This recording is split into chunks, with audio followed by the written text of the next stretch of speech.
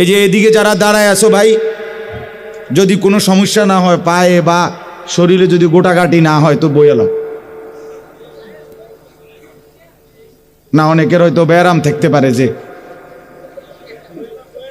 বা এত অনেকের আছে যে স্প্যান্ড এত সিফা, এটা বইতেই পারেন, এটা তার উপরে শাস্তি। যারা এই সিফা প্যান্টের কারণে বসতে পারে না ঠিক মতো, এটা তার উপরে আযাব। হ্যাঁ, জানেন না, বাস্তবতা এটা। মূলত আফ্রিকাতে যাদেরকে দিয়ে কাজ করাতো, উট চড়াইতো, বকরি চড়াইতো মরুভূমিতে, তাদের জন্যই এই সিফা প্যান্ট আবিষ্কার হয়েছে। বা সত্য, এটাই ইতিহাস, এটাই বাস্তবতা।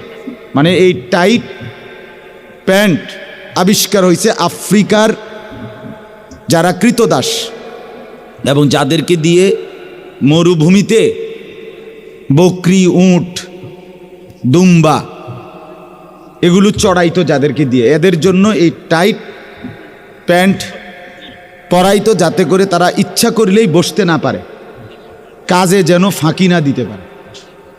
এই জন্য এই টাইট প্যান্ট, এটা গোলামের পোশাক,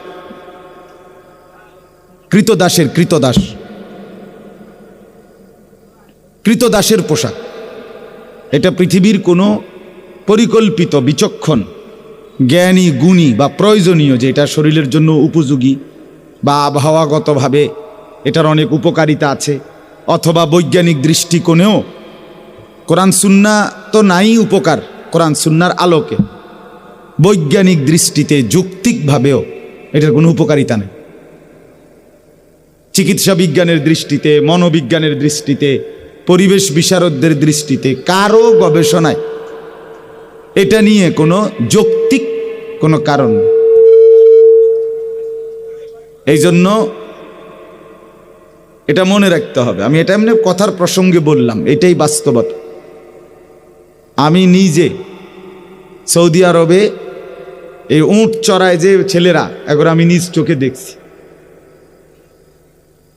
ঘুরতে গেছি যে হজ উমরার সময়, ওইখানে দেখছি আমি একদম শরীরের সাথে টাইট, এই আফ্রিকান লোক এগুলো কর্মচারী, এগুলো টাইট প্যান্ট পরা, একদম লাগান, অর্থাৎ এগুলো যাতে অ্যাভেলেবেল বইতে না পারে, কাজে যেন ফাঁকি দিতে না পারে, এই জন্য এই টাইট পোশাক এটা বানাইছে, মানে প্যান্ট। এটা আজকে মুসলমান অজস্র ছেলে পেলে এক জাররা, যার বিবেকে দেমাগেও ধরে নাই যে আমি এটা কি ফিনলাম, আমি এত টাইট করে এটা ফিনলাম, এত কষ্ট হয়, এটা আমি কি লেগে একটা পোশাক যদি আরামদায়ক না হয়, আমার বৈশা যদি আরাম না হয়, হাইটা আরাম না হয়, তাহলে আমি নিজের এদ্দুর দেমাগ যদি কাজ না করে, তাইলে এটা কেমন দেমাগ, এই লোকটা কেমন লোক বলে। আমি যেমন লুঙ্গি পরি, 6 হাত লুঙ্গি, আমার লুঙ্গি 5.5 হাতের কম না, মানে যদ্দূর সম্ভব। আরও সেদিন আমি সিরাজগঞ্জ মাহফিলে গেছি, এই গত সপ্তাহ। সিরাজগঞ্জ শাহজাদপুর একটা উপজেলা আছে, ওইখানে হলো বাংলাদেশের সবচেয়ে বেশি লুঙ্গির কারখানা, উৎপাদন হয় সরাসরি। তো ওইগুলোতে গেছি আমি, ফ্যাক্টরি ভিতরে, তো অনেক লোক তারা পরিচিত। তো বললাম যে সবচেয়ে প্রশস্ত ছড়ানো, মানে বেশি বড় আমার এরম লুঙ্গি দেন 3-4টা, তো ওরা আমারে দিছে। তাহলে বোঝা গেল একটা মানুষ তার চলতে ফিরতে বসতে আরাম বোধ হওয়া, এটা তো অনেক বড় নিয়ামত, অনেক বড় বিষয়। আমি এমন একটা প্যান্ট পরলাম যেটা এতটাই টাইট, এটা নড়ানো চায় না, সোজা হওয়া যায় না, কিন্তু ঠিক মতো ফেসাব করণ যায় না। আস্তাগফিরুল্লাহ, একেবারে নিম্ন রুচির মানুষ। আপনি দেখেন এর কোনো রুচি নেই, এর কোনো বুঝ বুদ্ধি দেমাগে নেই, নিজস্ব আকল কাজ করা, ব্রেন, অনেক বড় নিয়ামত, অনেক বড়। কোরআনুল কারীমের মধ্যে সূরা আরাফের মধ্যে আছে, ইয়া বনি আদম কদ আনজালনা আলাইকুম লিবাসান, হে বনি আদম, আমি আল্লাহ তোমাদের উপরে পোশাক নাজিল করেছি। পোশাক নাজিল করেছি আমি। তাহলে এই কথা স্পষ্ট কোরআনের আয়াত। আল্লাহ বলছে পোশাক নাজিল করেছেন কে? আল্লাহ। এই যে পোশাক পরার অনুভূতি, পোশাক দিয়ে মানুষকে সাজানো, এটা আল্লাহ তাআলা সাজিয়েছে। মানুষ প্রথমে তো উলঙ্গ ছিল, এরপরে গাছের পাতা দিয়ে লজ্জা নিবারণ করত, এরপরে ধীরে ধীরে পোশাক পরা শিখছে, আধুনিক হয়েছে। এটি সম্পূর্ণ মিথ্যা কথা, গাঁজাখুরি কথা, এই ডাহা মিথ্যা কথা। যে সমস্ত বই, জেনারেল শিক্ষার যেসব বইয়ের মধ্যে এই কথাগুলো আছে, একেবারে আপাদমস্তক মিথ্যুকদের কথা। কোরআনুল করিমের মধ্যে আছে আল্লাহ তাআলা হযরতে আদম এবং হাওয়া আলাইহিমাস সালাম, প্রথম নারী পুরুষ আদম হাওয়া নাকি, ওনাদেরকেই আল্লাহ তাআলা পোশাকে আবৃত্ত করেই আদম এবং হাওয়াকে ফেরেশতাদের সামনে প্রকাশ করছে। প্রথম দিন থেকে প্রথম মানুষকে আল্লাহ তাআলা মানুষ হিসেবে পরিচয় করাইছেন পোশাক পরিহিত। তাহলে হেনে ন্যাংটা থাকবে কেন? ফাতা ফিনবে কেন? কথা বুঝেন না? তাহলে এটা কেমন অযৌক্তিক কথা না? কোরআনে স্পষ্ট আছে পুরা ঘটনা, যে ইবলিস যখন নিষিদ্ধ গাছের ফল যখন, তুমি এটা বই ভাই ঠিক করো, এরই ভিতরে আমাদের টাইম শেষ হয়ে যাবে ইনশাআল্লাহ। কথা বুঝেন না? এবং এখন তো যেহেতু ঝামেলা মাহফিল, পরে নিরিবিলি ঠিক করো, যেহেতু মাহফিল শেষে লোকজনও থাকতো না, আমরাও থাকতাম না।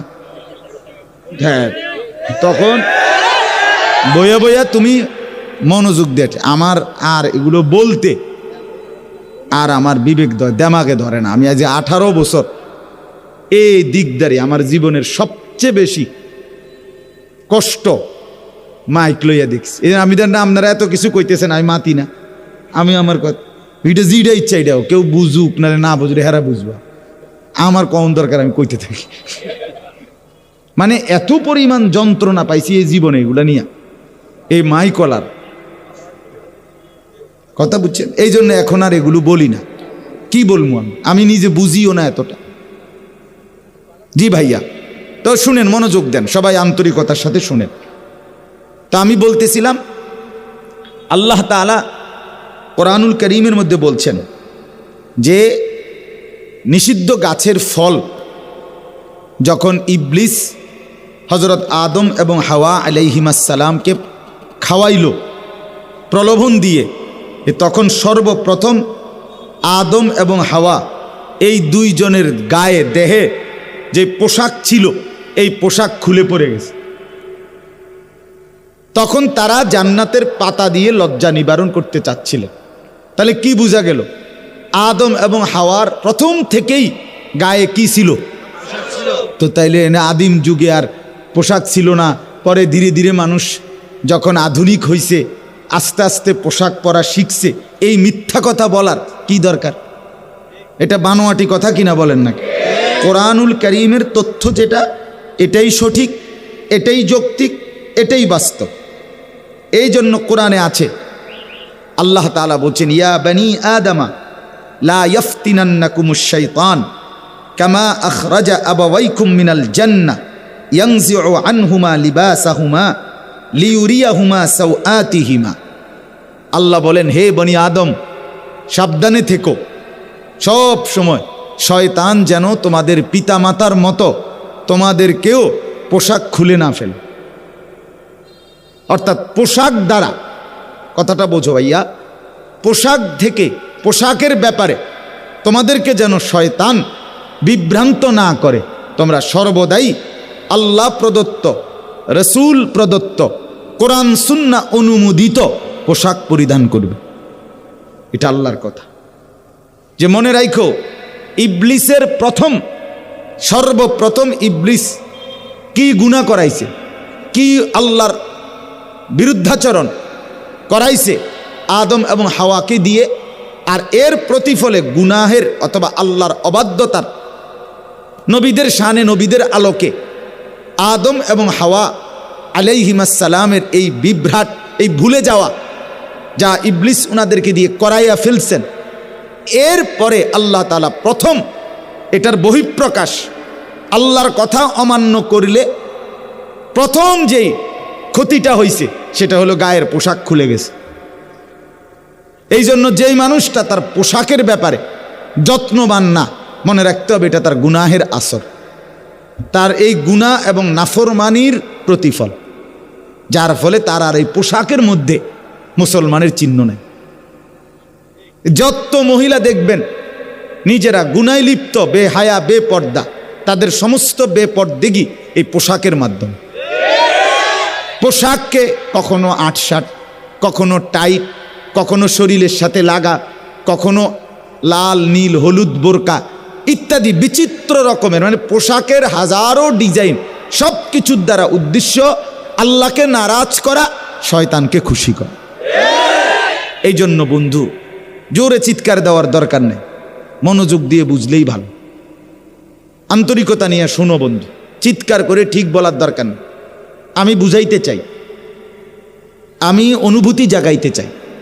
শুধুই কেবল নিয়ম মাফিক ওয়াজ না, শুধুই কেবল গল্প বলার জন্য ওয়াজ না, শুধুই কিছুক্ষণ সময় কাটানোর জন্য এই ওয়াজ নয় বোন।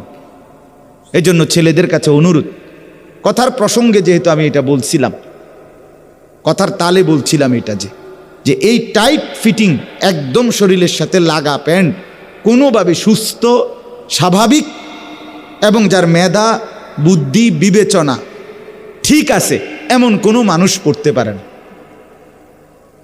এটা কৃতদাসের পোশাক, এটা গোলামের পোশাক, এটা ভৃত্যের পোশাক, চাকরের পোশাক। স্বাধীন, বিবেকবান, বুদ্ধিমত্তা সম্পন্ন কোন সুস্থ স্বাভাবিক মানুষের পোশাক হইতে পারে। মুমিনের পোশাক হবে আল্লাহ প্রদত্ত, রসুল প্রদত্ত। কোরআনুল কারীমের মধ্যে আছে ওয়া লিবাসুত তাকওয়া যালিকা খাইর, মুত্তাকিদের পোশাক, তাকওয়াবানদের পোশাক, আল্লাহ তাআলা বলেন যালিকা খাইর, এটাই উত্তম।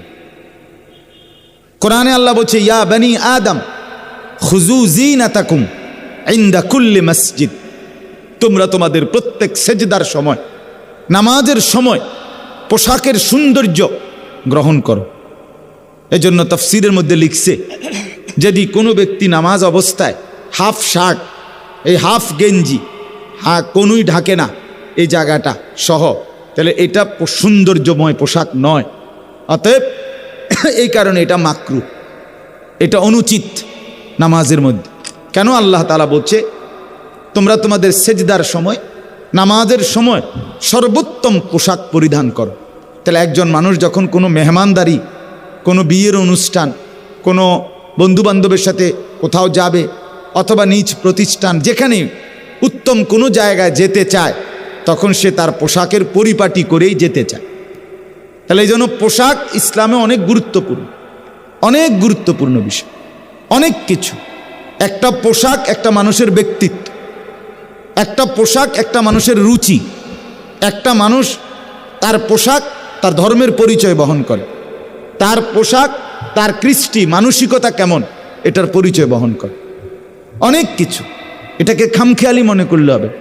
ফেসবুকে যেটা দিছে, ইউটিউবে যেটা দিছে, মোবাইলের মধ্যে একটা দিছে, আজকে এক নায়কে একরকম, আরেক গায়কে একরকম, এক একজন এক এক সময় এক একটা পরে, আর তুমি মাসে মাসে ডিজাইন বদলে ফেলো। তো তুমি নিজে বলো তুমি স্বাভাবিক সুস্থ কিনা, তোমার নিজস্ব কোনো আত্মমর্যাদা আছে কিনা?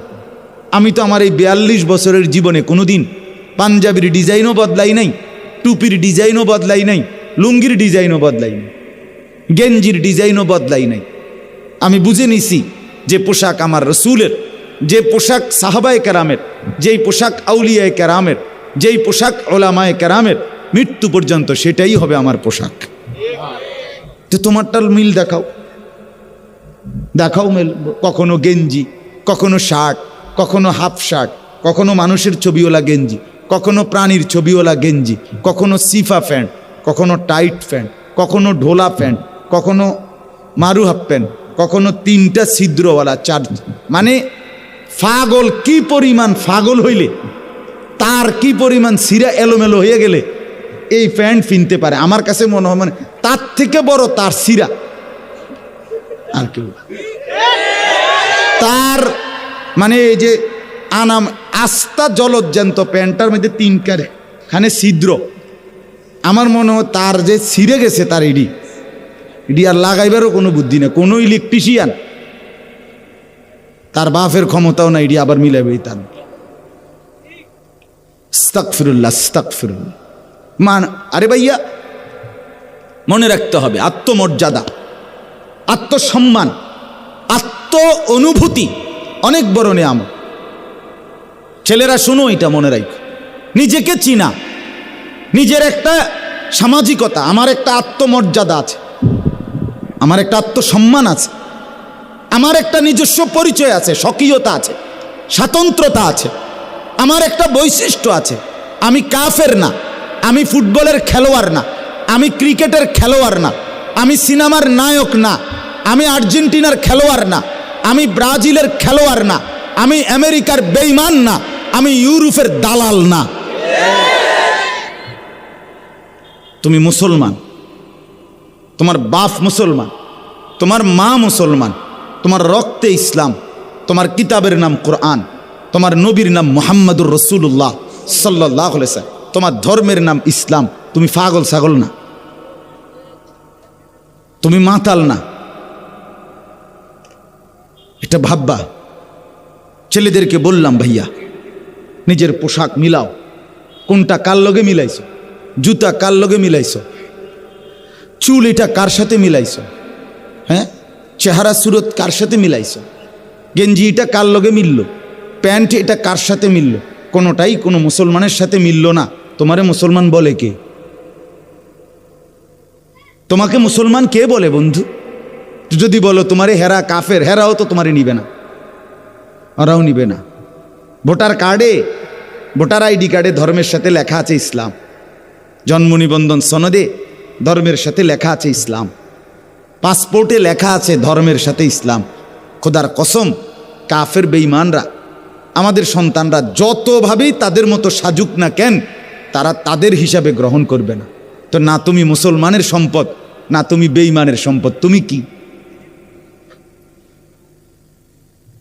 বলো, নিজস্ব পরিচয় বলো। আমারটা তো আমি বললাম, আমার টুপি, আমার এটার দলিল বললাম। রাসূলুল্লাহ সাল্লাল্লাহু আলাইহি ওয়াসাল্লাম, সাহাবায়ে কেরাম তারা টুপি পরতেন, মাথায় কাপড় দিতেন, আমি দিছি।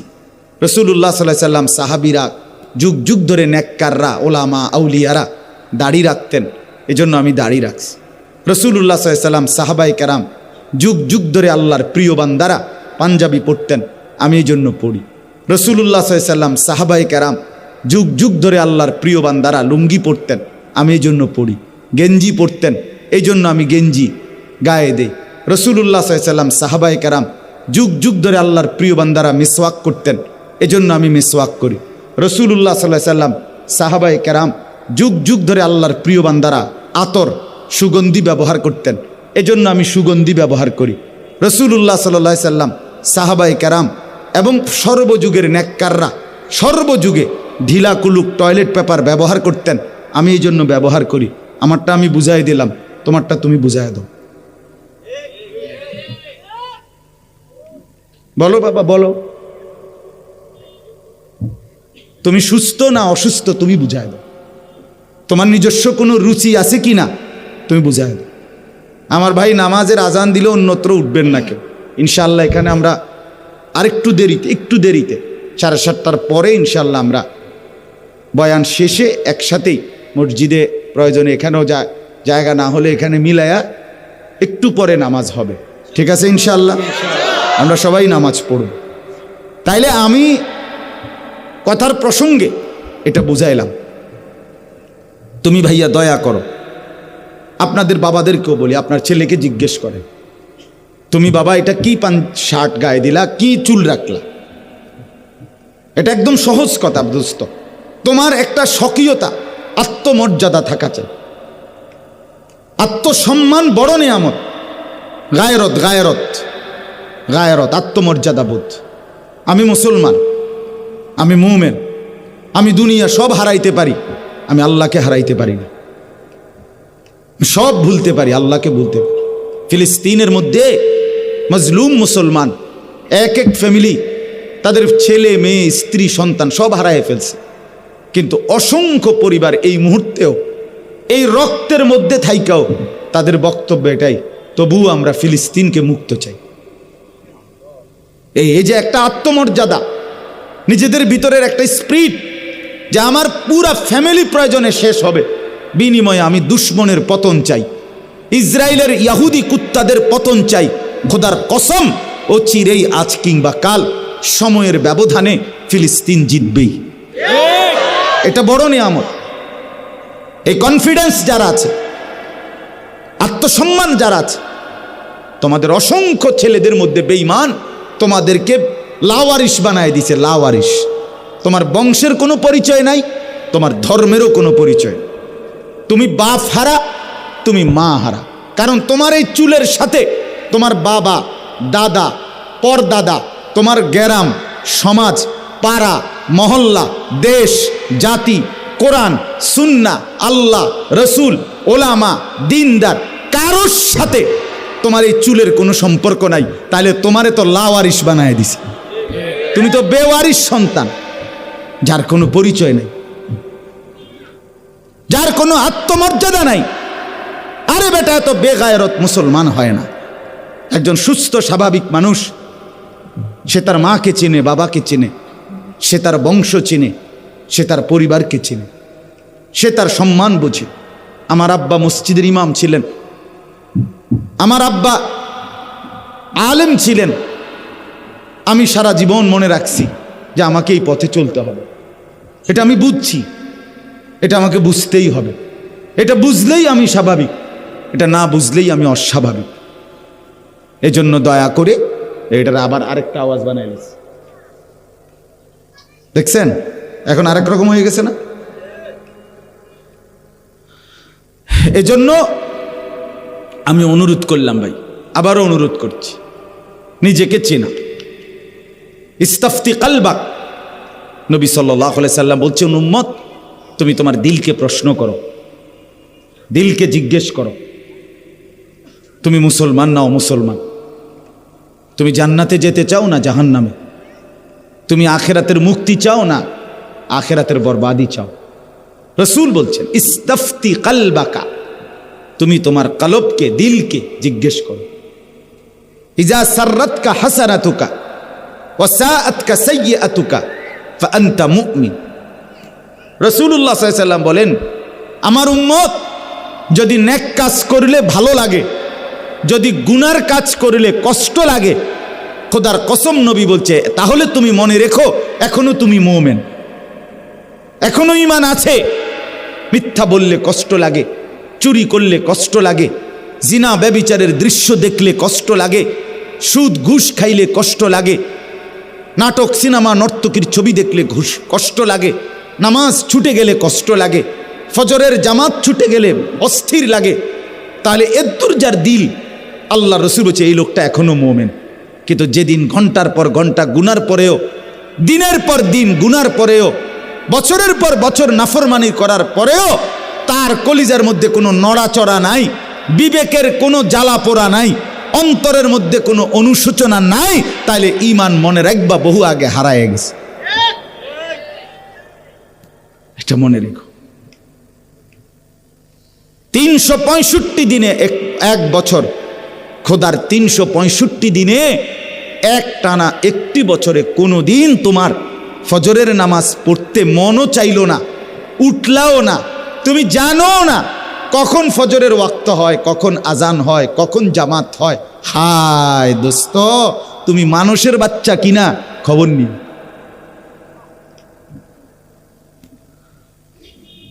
তুমি মানুষের বাচ্চা কিনা খবর নিও। বিবেক এভাবে মরে গেলে যায় যে এটা নড়েও না, কলজা এটা আর লড়ে না, বিবেক আর জাগে না। আস্তাগফিরুল্লাহ, আস্তাগফির।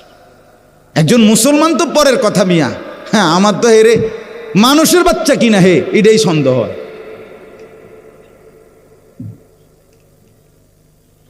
এক বছর 365 দিন, আল্লাহু আকবার, আল্লাহু আকবার। একটা বছরে কোনোদিন মন চাইল না, মনেও পড়ে না কিরে আমি যে মুসলমান, আমাদের উপরে যে একটা ফজরের নামাজ আছে ফরজ, এটা আমি পড়মু কোন দিন? এই কথাটা যার একদিনও মনে হইল না, আরে তুই মুসলমানের বাচ্চা কেমনে বেটা, বলো বলো ভাইয়া। এই জন্য বিবেক মরে গেলে, অনুভূতি যদি মরে যায়, এই লোকটার মৃত্যু হয়ে যায়। কোরআনুল কারীমের মধ্যে আছে, আল্লাহ তাআলা বলছে, বন্ধু দেখবেন যেই লোক মনের ইচ্ছা মতো চলে, মনের চাহিদা মতো চলে, কোরআনকে বাদ দিয়ে, রসুলকে বাদ দিয়ে, খোদার কসম এই কোরআনের আয়াত, আল্লাহ বলছে ইনহুম ইল্লা কাল আনআম। নবীকে আল্লাহ বলছে, বন্ধু তার পরিচয় শুনেন, সেই লোকগুলো আর কিছু নয়, আর কিছু নয়, শুধুই জানোয়ার, শুধুই জানোয়ার, শুধুই জানোয়ার। কোরআনের শুধুই জানোয়ার। দেখেন না, জানোয়ার খায়, ঘুমায়, পেশাব পায়খানা করে, আর লজ্জাস্থানের চাহিদা পূরণ করে, যৌন চাহিদা। এই জানোয়ারও শুধু খায়, ঘুমায়, পেশাব পায়খানা করে, আর 24 ঘন্টার মধ্যে 18 ঘন্টা মোবাইলে নর্তকীর ছবি, নাচ, উলঙ্গ দৃশ্য, রাস্তার নারী, এই তার জিন্দিগি। মানে আসছে শুধু শাহওয়াত পূরণের জন্য। আস্তাগফিরুল্লাহ, আস্তাগফিরুল্লাহ। আল্লাহ আমাদেরকে এজন্যই বানাইছেন। আপনি ভেবে দেখেন, ইনহুম ইল্লা কাল আনআম। আল্লাহ বলেন এটা আর কিছু নয়, শুধুই চতুষ্পদ জন্তু। এই জন্য বললাম ছেলেদেরকে, নিজেকে চালাক ভাইব না। আল্লাহর নাফরমান কখনো চালাক হয় না। কোরআনুল কারীমের মধ্যে আছে, হযরত ইউসুফ আলাইহিস সালাম, ওনার 10 ভাই পরবর্তীতে যখন পরিচয় হইছে মিশরে, ইউসুফ নবী যখন বাদশাহ হইছেন, 10 ভাই যখন অভাবের তাড়নায়, দারিদ্রতার কারণে, দুর্ভিক্ষের সময় খাবার কিনতে আসছে, 3 বারের বার, তৃতীয়বারে ইউসুফ নবী পরিচয় দিছে 10 ভাইকে। পরিচয় দিয়া বলছিল, হালা আলিমতুম মা ফাআলতুম বিইউসুফা ওয়া আখিহি ইদ আনতুম জাহিলুন। তোমাদের কি মনে আছে যখন তোমরা মূর্খ ছিলে, তখন তোমরা তোমাদের ভাই ইউসুফ আর তার ছোট ভাই বিনিয়ামিনের সাথে কি করেছিলে? এইখানে তাফসিরে ইবনে কাসিরের মধ্যে লিখছে, ইউসুফ নবী তার ভাইদেরকে বলছে, তোমরা যে গুনাহ করছো, এই গুনাই প্রমাণ করে তোমরা মূর্খ। কোরআনে স্পষ্ট তাফসিরে ইবনে কাসিরের ইবারত, কুল্লু মান আসাল্লাহা ফাহুয়া জাহিল। যে আল্লাহর নাফরমানি করে সে মূলত শিক্ষিত নয়, সে মূর্খ, সে জাহেল, সে অপদার্থ। আমার ভালোটাই আমি বুঝি না। এটা আগুন, এটা মাটি, এটা পানি, এটাই হে বোঝেন। কোরআনে আল্লাহ বলছে, আরে আমি আরেকটু আশ্চর্য কথা শুনেন, কোরআনে আল্লাহ বলছে বাল আদাল্লু সাবিলা, আরেক আয়াতে বলছে বাল হুম আদাল। চতুষ্পদ জানোয়ার না, বরং তার চাইতো নিকৃষ্ট। মানে কি? মানে একটা কুকুররে যদি কেউ লাডি আলগি দেয়, হে দৌড় মারে কিনা বলে, কেন দৌড় দিল? না দৌড় দিল কেন? সে বুঝছে এই লাডি দিয়ে তারে কি করবে, মারে। তাহলে একটা কুত্তা এটা বোঝে যে লাঠি আলগি দিলে আমারে মারবে, এই জন্য সে ভেগে যায়। আর আপাদমস্তক মানুষের মতো চেহারা, কিন্তু এই জানোয়ার বোঝে না যে এই নাফরমানির কারণে, দিনের পর দিন 1 ওয়াক্ত নামাজ না পড়ার কারণে, উলঙ্গ ছবি আর নাচ গানার এই মোবাইলের অশ্লীল দৃশ্য দেখার কারণে আমাকে জাহান্নামের আগুনে জ্বলতে হবে। এই এদ্দুর দেমাগ যার নাই, এ তো ওই জানোয়ারের চাইতো নিকৃষ্ট। এত এদ্দুর বুঝো নাই। ওই দেখেন, ওই অপদার্থ দেখেন, এই দেখেন, এই যে মোবাইল ছবি উঠাইতে ধরতে রাখছে, তুমি হ্যাঁ তোমারে বল, তুমি হেদিকে চাও কিত্তা? হ্যাঁ, সুন্দর লাগছে না? এতক্ষণ ভালো করে কইছি যে হ্যাঁ, মানে জিন্দিগি খামখেয়ালি আর কি। আমনে বুঝবেন না। আহা, এটাই তো বর্তমান।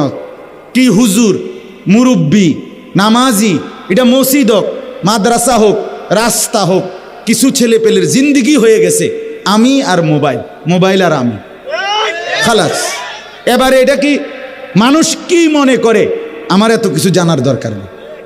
আমার কাছে ভাল লাগছে, এবারে আমি রাস্তাত মুতি, নইলে বইয়া মুতি, নইলে হাঁটতে হাঁটতে মুতি, নইলে খাড়াইয়া মুতি। এত তান আমনে দেখবেন কেন? আমনেটা আমনে করেন, আমারটা আমি করি। আরে বাপ, মানুষ এত মাতাল হয় না, সুস্থ মানুষ এত পাগল হয় না। তুমি মুসলমান, তোমার মা মুসলমান, বাবা মুসলমান, তোমার কালেমা আছে, তোমার আল্লাহ আছে, তোমার রসুল আছে, তোমার একটা কিতাব আছে, তোমার একজন নবী আছে। আজকে আপনারা, আপনাদের সমাজ, আপনাদের ছেলে পেলে আপনারাই দেখেন। এই আপনারা যারা বাবা আছেন, আপনাদের কি বলি, ছেড়ে দিছেন সন্তানকে তার হাতে, দিলেন ঠিক আছে, চলেন, হাসরের ময়দানে টের পাবেন বাপের পরিণতি কি, সন্তানের পরিণতি কি। অতিরিক্ত টের পাবেন অচিরে। হাদিসে আছে, আল্লাহর নবী সাল্লাল্লাহু আলাইহি সাল্লাম বলেছেন, রাহিমাল্লাহু ওয়ালিদান আ'আনা ওয়ালাদাহু আলা বিররিহি। নবীজি সাল্লাল্লাহু আলাইহি সাল্লাম বলেন, ওই পিতা মাতার উপরে আল্লাহ তাআলা রহমত বর্ষণ করেন যেই পিতা মাতা তার সন্তানদেরকে নেকের কাজে, দিনদারি অর্জনের কাজে সহযোগিতা করে। এটা সরাসরি হাদিস। খাট বানাইয়া, সোফা বানাইয়া, সুদে টাকা নিয়ে বিদেশ পাঠাইয়া দিছেন, আমনে আমনের বাপ হিসাবে সন্তানের হক আদায় করছেন? জি না, জি না, জি না। তাই বাপ হিসাবে আমি সুদে টাকা লইয়া নিজে জাহান্নামের ফিডা খামু জানি, এরপরও সন্তানের মুখের দিকে চাইয়া জাহান্নাম কিনছি? না না, এই বাপও বুদ্ধিমান না, এই সন্তানও বুদ্ধিমান না। রসূল বলছে, ওই বাবা আল্লাহর রহমত বর্ষণ হয়, ওই মার উপরে আল্লাহর রহমত বর্ষণ হয়, আ'আনা ওয়ালাদাহু আলা বিররি। রাসূলুল্লাহ বলছেন যে তার সন্তানদেরকে নেক কাজের ক্ষেত্রে সহযোগিতা। বাবা মা সন্তানকে নামাজি বানাইছে, কোরআন পড়তে পারে এমন বানাইছে, সেজদাওয়ালা বানাইছে, মৃত্যু পর্যন্ত নিজেরা চেষ্টা করে গেছে আমার স্ত্রী সন্তান, ছেলে মেয়ে, নাতি নাতনি যেন আল্লাহকে ডাকে, নামাজ পড়ে, সেজদা করে, আল্লাহর গোলামি করে। বিশ্বাস করেন বাপ, এটা যেই পিতামাতা করে গেছে, তিনি বাপ মা, তিনি সার্থক, তিনি কামিয়াব। আর যদি শুধু খাট বাড়ি, সোফা, খাট পালং, বিদেশ আর বিয়ে শাদী, টাকা পয়সা, ঘর দুয়ার করে দিয়ে যায়, ছেলেও নামাজ পড়ে না, মেয়েও পর্দা করে না, স্ত্রীও পর্দা করে না, পাশের রুমে ছেলে সারা রাত উলঙ্গ ছবি দেখে, মেয়েটা নর্তকীর নাচ দেখে, খোদার কসম ওই সন্তানরাও ব্যর্থ, ওই মা বাপও ব্যর্থ, ব্যর্থ, ব্যর্থ। আপনি ওই বাপ মাও মন্দ কপাল। এ যা শুধু দুনিয়াত খাইয়া গেছেন বন বিড়ি আর চা আর টেলিভিশন চাইছেন, চা দোয়ানে বইয়ে এর দূরে লাভ, এনে যে দূর খাইয়া গেছেন। এ আপেল মালটা, হ্যাঁ, আর এই ফাঙ্গাস তেলাফিয়া, ফার্মের মুরকা আর কক মুরকা, এডি জিডি খাইতে আসছেন, এডি যে দূর পারেন আরো খাইয়া যান, এর দূরে লাভ। এ ফাঙ্গাস এসব এর দূরে, তেলাফিয়ারি যখন হুইতে লাইবেন মরে যাবেন, তখন আর ফাঙ্গাসও খাইতেন না, তেলাফিও খাইতেন না। হ্যাঁ হ্যাঁ, তামাশা করলে হবে না। বাবার দায়িত্ব সন্তানকে দিন শেখানো, মায়ের দায়িত্ব সন্তানকে দিন শেখানো।